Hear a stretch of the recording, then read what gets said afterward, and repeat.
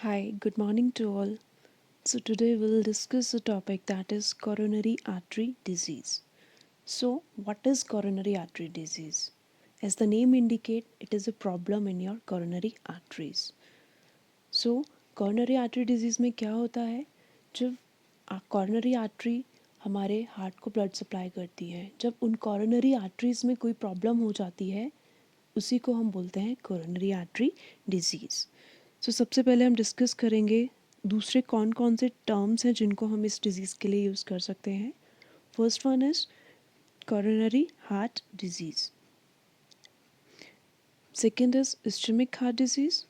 Third one is coronary atherosclerosis. And fourth one is atherosclerotic heart disease. So these are the names जो हम use कर सकते हैं for CAD, that is coronary artery disease. क्या क्या है ये नाम? Coronary heart disease, ischaemic heart disease, coronary atherosclerosis and atherosclerotic heart disease. Okay, so next हम पढ़ेंगे कोरोनरी आर्टरीज़ क्या होती हैं, बिकॉज ये प्रॉब्लम इन कोरोनरी आर्टरीज़ की है. तो कोरोनरी आर्टरीज़ क्या होती हैं? Coronary arteries basically blood vessels हैं जो आपके हार्ट मसल्स को ब्लड सप्लाई देते हैं. एज़ यू नो, हमारी बॉडी में बहुत सारे ब्लड वेसल्स होते हैं, आर्टरीज़ होती हैं, वेन्स होते हैं, कैपिलरीज होते हैं. आर्टरीज जो हैं वो हमारे बॉडी को प्यूरिफाइड ब्लड देते हैं जिसमें ऑक्सीजन रिच ब्लड होता है, ठीक. और जो वेन्स हैं वो हमारी बॉडी को बॉडी से जो प्यूरिफाइड ब्लड नहीं होता है जिसको हम डीऑक्सीजनेटेड ब्लड बोलते हैं उसको हार्ट को देता है. हार्ट फिर उसको लंग्स को देता है और लंग्स से प्यूरिफाई होकर वापस हार्ट में आके एओर्टा के थ्रू हमारी पूरी बॉडी में जाता है. तो उनमें से कोरोनरी आर्टरीज जो हैं वो आपके हार्ट को ब्लड सप्लाई देते हैं, ऑक्सीजनेटेड ब्लड जो ऑक्सीजन रिच ब्लड होता है, ठीक है. तो coronary arteries basically two coronary arteries हैं. कौन कौन सी? Left coronary artery and right coronary artery. So here you can see ये क्या है? Coronary arteries. आप देख सकते हैं ये स्ट्रक्चर है आपके हार्ट का, ठीक. अब इसमें क्या बताया गया है यहाँ पे? ये जो है ये है आपकी लेफ्ट कोरोनरी आर्टरी और ये है आपकी right coronary artery. This is the right one and this is the left coronary artery. Left coronary artery आपके हार्ट के लेफ्ट साइड को ब्लड सप्लाई देगी ऑब्वियसली, एंड राइट कोरोनरी आपके राइट साइड के हार्ट को ब्लड सप्लाई देती है, ठीक. लेफ्ट कोरोनरी आर्टरी की फर्दर दो मेन ब्रांचेस होती हैं. एक होती है सर्कमफ्लेक्स आर्टरी और दूसरी होती है लेफ्ट एंटीरियर डिसेंडिंग आर्टरी. तो जो CAD है वो सबसे कॉमन कौन सी आर्टरी में पाया जाता है? वो पाया जाता है आपके left anterior descending artery. This is the main artery जिसमें सबसे ज़्यादा आपका कोरोनरी आर्टरी डिजीज़ जो है वो पाया जाता है, ठीक. नेक्स्ट एक टर्म पढ़ेंगे जिसको हम बोलते हैं प्लाक, बिकॉज ये टर्म हमारे पूरे इस डिजीज़ कंडीशन में बार बार यूज़ होगी तो इसको हम पहले थोड़ा सा डिस्कस कर लेते हैं. तो प्लाक जिसको हम एथ्रोमा भी बोलते हैं, as you can see here this is the plaque और एथ्रोमा, ठीक. सो प्लाक क्या होता है? Plaque is made up of deposits of fatty substances like cholesterol, cellular wastes and calciums. तो प्लाक हमने क्या बोला? ये एक ऐसा सब्सटेंस है, फैटी सब्सटेंस बोलते हैं, जो हमारे बेसिकली कोलेस्ट्रॉल, अगर किसी की बॉडी में कोलेस्ट्रॉल का लेवल इंक्रीज़ है उससे बन सकता है, सेल का कुछ वेस्ट प्रोडक्ट है उससे बन सकता है, बॉडी में कैल्शियम लेवल इंक्रीज़ हो गया उस सबसे बन सकता है. इन तीनों चीज़ों से क्या बन सकता है? प्लाक बन सकता है, ठीक है. पर बेसिकली जो प्लाक फॉर्मेशन और एथ्रोमा फॉर्मेशन होती है तो वो किस चीज़ से होती है? कोलेस्ट्रॉल से, ठीक है. तो अब कोलेस्ट्रॉल में कोलेस्ट्रॉल के अलावा और भी चीज़ें आती हैं, LDL होता है, HDL होता है. तो अगर इनका लेवल हमारे ब्लड में इंक्रीज़ हो जाए तो ये ऑब्वियसली क्या बनाएगा? प्लाक बनाएगा, ठीक.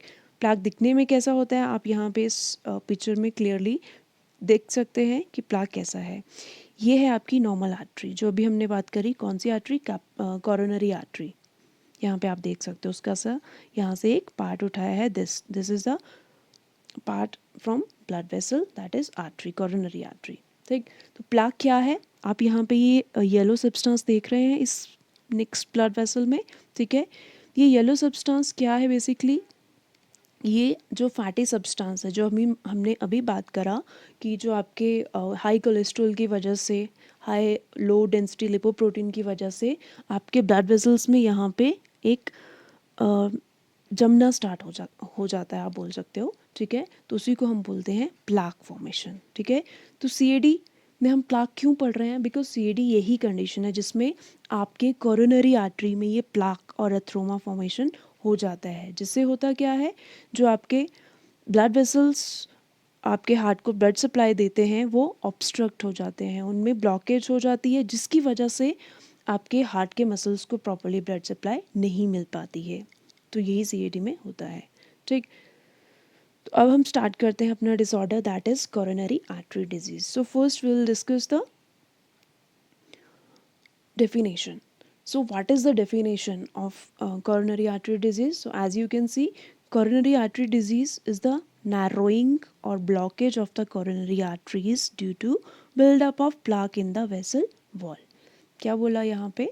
कोरोनरी आर्टरी डिजीज एक ऐसी कंडीशन है जिसमें आपकी कोरोनरी आर्टरीज जो हैं नैरो हो जाती हैं या फिर ब्लॉक हो जाती हैं। किसकी वजह से? प्लाक फॉर्मेशन की वजह से, ठीक। सो फर्स्ट डेफिनेशन ये बोल रही है। Second is coronary artery develop when plaque build up in the coronary artery and it become narrow or blocked and causes less blood supply to the myocardium. यहाँ पे भी सेम वही meaning है कि यहाँ पे आपकी कोरोनरी आर्टरी में प्लाक बिल्डअप होता है जिससे वो क्या हो जाती हैं, ब्लॉक हो जाती हैं, और आपके हार्ट की मसल दैट इज़ मायोकार्डियम को यहाँ पे कम ब्लड मिलता है, जिससे आपका मायोकार्डियम धीरे धीरे डैमेज होना स्टार्ट हो जाता है, ठीक। सो ये दो डेफिनेशंस हैं सीएडी की।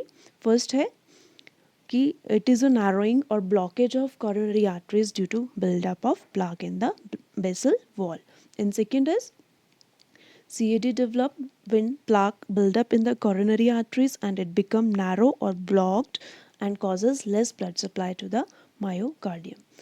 And this is the condition जो अफेक्ट करता है हार्ट को, और ये सारे हार्ट डिसऑर्डर में सबसे कॉमन डिसऑर्डर है, ये बात याद रखनी है, ठीक है।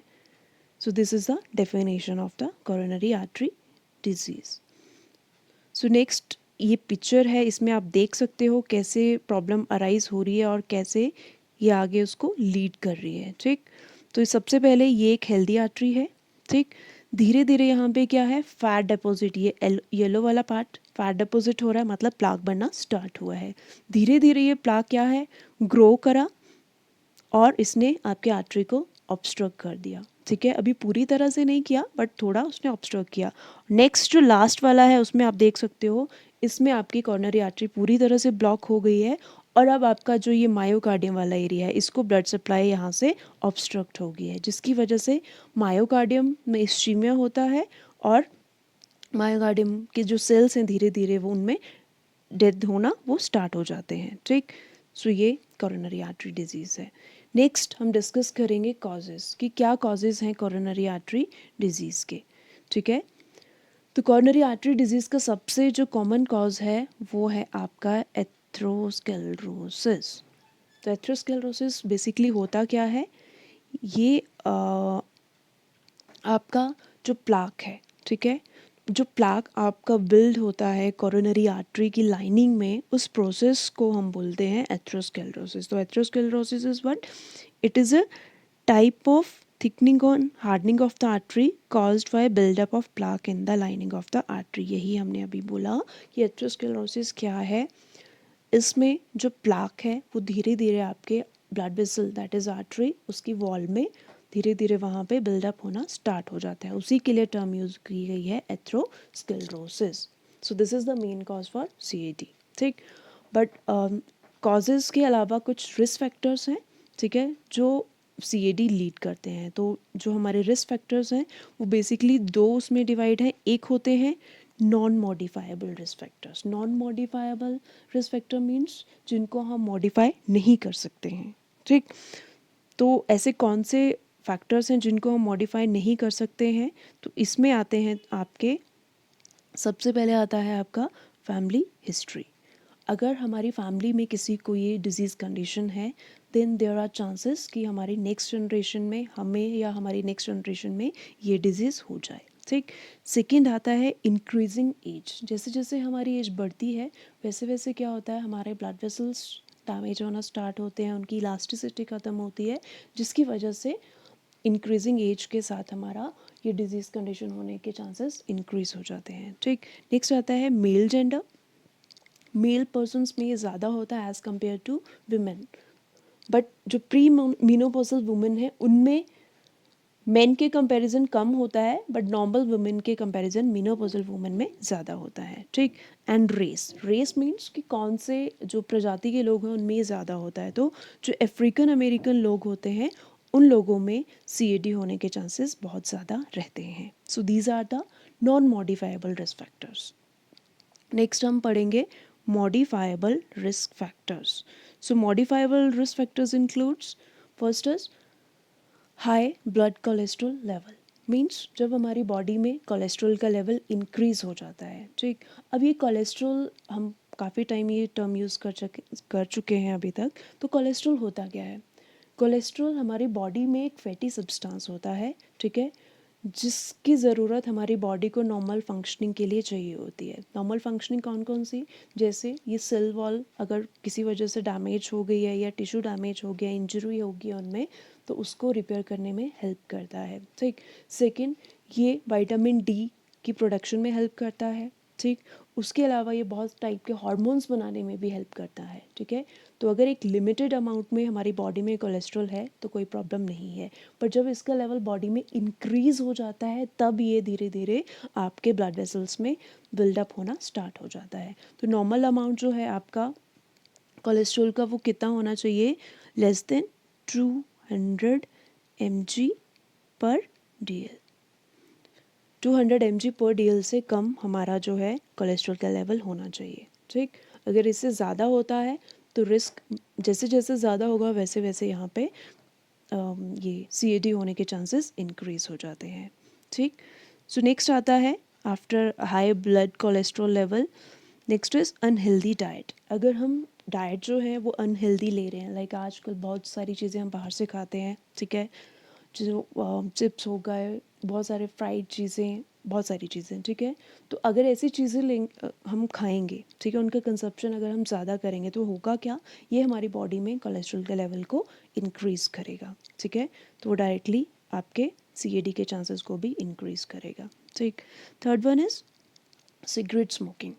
सो सिगरेट स्मोकिंग बेसिकली क्या करता है? एज यू नो कि सिगरेट में बहुत सारा टार, निकोटिन सब चीज़ें होती हैं, ठीक है, तो ये केमिकल्स हमारे जो ब्लड वेसल्स हैं उसकी लाइनिंग को डैमेज करते हैं। जैसे आपका ब्लड वेसल है कोई भी, ठीक है, ये इसकी लाइनिंग है, एंडोथेलियम जिसको हम बोलते हैं, ठीक है, इस लाइनिंग में ये जो टार, निकोटिन सारी चीज़ें ये मतलब जब यहाँ पे कांटेक्ट में आती हैं तो इसको ये इंजर कर देती हैं।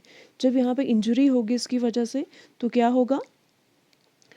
अब अगर आपके ब्लड में यहाँ पे आपका कोलेस्ट्रॉल का लेवल बहुत ज़्यादा है, ठीक है, तो इंजर्ड एरिया में आके ये इजीली स्टिक होगा और ऐसे ऐसे आपका यहाँ पे ये क्या बना देगा? प्लाक बना देगा। ठीक, तो उसी को हम बोलते हैं CAD। ठीक है, नेक्स्ट टोबैको यूज़। तो टोबैको भी आपको पता है ये भी हार्मफुल है, ठीक है, तो ये भी आपके ब्लड वेसल्स की लाइनिंग को डैमेज करता है, ठीक है, जिससे क्या है आपका CAD होने के चांसेस इंक्रीज हो जाते हैं। Next is high blood pressure. High blood pressure जब हमारे ब्लड का प्रेशर वेसल वॉल में बहुत ज़्यादा इंक्रीज होता है, ठीक है, तो ये भी जो आपके वेसल वॉल है उसको डैमेज करता है, उसकी इलास्टिसिटी को ख़त्म कर देता है अगर प्रोलॉन्ग टाइम तक हमारा BP इंक्रीज रहे तो, जिससे भी CAD होने के चांसेस बढ़ जाते हैं। नेक्स्ट आता है physical inactivity. So physical inactivity means कि कोई ऐसा पर्सन जो फिजिकली एक्टिव नहीं है, जो कुछ काम नहीं करता, बस एक जगह बैठा रहता है, बॉडी को हिलाता नहीं है, ठीक है, तो उससे भी क्या होता है? धीरे धीरे जो हमारा ब्लड है वो स्टैग्नेट होता है, ब्लड रुकना स्टार्ट होता है, वो प्रॉपर्ली फ्लो नहीं करता है, जिससे भी क्या है थ्रोम्बस फॉर्मेशन के चांसेस होते हैं, प्लाक बनने के चांसेस रहते हैं और ये भी CAD लीड कर सकता है। नेक्स्ट आता है obesity. So obesity as you know, ठीक है, हमारी बॉडी में बहुत ज़्यादा फैट होता है, तो ऑब्वियसली फैट इंक्रीज होगा तो कोलेस्ट्रॉल भी इंक्रीज होगा, कोलेस्ट्रॉल इंक्रीज होगा तो CAD बनेगा। सेकेंड, जो ओबेसिटी है वो हमारे ये ट्राइग्लिसराइड्स आ रहे हैं, जो LDL HDL आ रहे हैं, इनके लेवल को इंक्रीज़ करा देता है, जिससे CAD होने के चांसेस रहते हैं। ठीक, नेक्स्ट आता है diabetes mellitus. So as you know diabetes जो है बहुत सारे जो प्रॉब्लम्स है उनका एक ओरिजिन पॉइंट है, ठीक है। तो डायबिटीज़ में एज यू नो कि ग्लूकोज लेवल जो है हमारी बॉडी में इंक्रीज़ हो जाता है, बिकॉज आपकी बॉडी इंसुलिन को पूरी तरह से कंज्यूम नहीं कर पाती है, ठीक है। तो जिसकी वजह से हमारा लिपिड मेटाबॉलिज्म भी ऑल्टर्ड होता है, ठीक है। कौन सा मेटाबॉलिज्म? लिपिड मेटाबॉलिज्म, मतलब जो हमारे ये हैं लिपिड्स, वो मेटाबोलाइज प्रॉपरली नहीं हो पाते हैं, ठीक है। तो अगर ये लिपिड मेटाबोलाइज नहीं होंगे तो ऑब्वियसली ब्लड में इनका लेवल इंक्रीज होना स्टार्ट हो जाएगा। तो हमारा कोलेस्ट्रॉल का लेवल, हमारा एलडीएल का लेवल, हमारा ट्राइग्लिसराइड, इन सब का लेवल बॉडी में इंक्रीज होना स्टार्ट हो जाएगा, ठीक है। तो ऐसे ये हमारे सीएडी को कॉज करता है। And one more is that is lack of estrogen in the womens, ठीक है। जो वुमेन्स, अभी मैंने बताया था आपको कि जो प्री मीनोपोजल वुमेन होती हैं उनमें चांसेस कम होते हैं, और जो पोस्ट मीनोपोजल, जो मीनोपोज के बाद वाली वुमेन्स होती हैं उनमें सीएडी होने के चांसेस ज़्यादा रहते हैं। क्यों? बिकॉज पोस्ट मीनोपोजल वुमेन्स में जो ईस्ट्रोजन का लेवल है वो बॉडी में डिक्रीज होना स्टार्ट होता है, ठीक है। और ईस्ट्रोजन क्या करता है? ये लीवर पे एक्ट करता है। लीवर पे ये जब एक्ट करता है तो ये हमारे कोलेस्ट्रॉल के लेवल को एक मेंटेन करके रखता है, ठीक है। बट अगर ईस्ट्रोजन का लेवल बॉडी में डिक्रीज होगा तो ऑब्वियसली ये हमारे कोलेस्ट्रॉल लेवल को मेंटेन नहीं करेगा, जिसकी वजह से वो इंक्रीज हो जाएगा, ठीक है। So these are the modifiable risk factors. कौन कौन से हमने पढ़े? फर्स्ट हमने पढ़ा high blood cholesterol level, second हमने पढ़ा अनहेल्दी डाइट, थर्ड हमने पढ़ा cigarette smoking, then next tobacco use, high blood pressure, physical inactivity, obesity, diabetes and lack of estrogen, ठीक। ओके, सो नेक्स्ट अब हम पढ़ेंगे पैथोफिजियोलॉजी, ठीक है, जो एक मेन पार्ट होता है हमारे डिजीज़ कंडीशन का, कि कैसे हमारी बॉडी में ये डिजीज़ कंडीशन डेवलप होती है, ठीक है। सो पैथोफिजियोलॉजी में हम स्टार्ट करते हैं इटियोलॉजी से, ठीक है। सो क्या है? ड्यू टू इटियोलॉजी, इटियोलॉजी अभी हमने बहुत सारी पढ़ी। कोलेस्ट्रॉल लेवल इंक्रीज है, स्मोकिंग है, हाई ब्लड प्रेशर है, डायबिटीज़ है, इनएक्टिविटी है, ठीक है। तो इन सब फैक्टर्स की वजह से क्या है, जो आपका ब्लड वेसल है, ठीक, ये ब्लड वेसल है, इसकी ये 3 लेयर्स होती हैं, tunica intima, tunica media and tunica adventitia, ठीक। जो ट्यूनिका इंटीमा है इसका जो सबसे अंदर वाला लेयर है उसको हम बोलते हैं एंडोथीलियम, ठीक है।